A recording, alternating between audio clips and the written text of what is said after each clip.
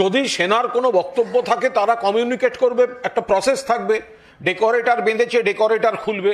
এ তো সেনা নামিয়ে তৃণমূলের আন্দোলন ভাঙার চেষ্টা হচ্ছে। কেন্দ্রীয় সরকার আর্থিক বঞ্চনা দিয়ে পারেনি, বিজেপি দল দিয়ে পারেনি, কেন্দ্রের হাতে থাকা বিভিন্ন কমিশনের বেশ কিছু প্রতিনিধি দল পাঠিয়ে, কমিটি পাঠিয়ে পারেনি, তার আর এক শাখা সংগঠন কেন্দ্রীয় এজেন্সিগুলি দিয়ে পারেনি, সর্বশেষ সেনা নামিয়েছে। সেনা, তৃণমূলকে ঠেকাতে এখন সেনা নামাতে হয়েছে।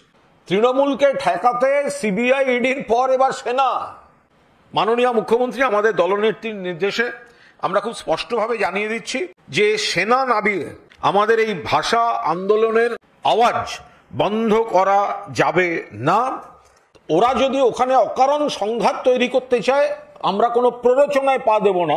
আমাদের প্রত্যেকটি কর্মসূচি আমরা রানী রাসমণি রোডে, যেটা কলকাতা পুলিশের অধীনে, আমরা রানী রাসমণি রোডে আমাদের কর্মসূচিগুলি কন্টিনিউ করব। বাংলা হান্টের আরো খবর দেখতে নজর রাখুন। বাংলা খবর মানেই বাংলা হান্ট।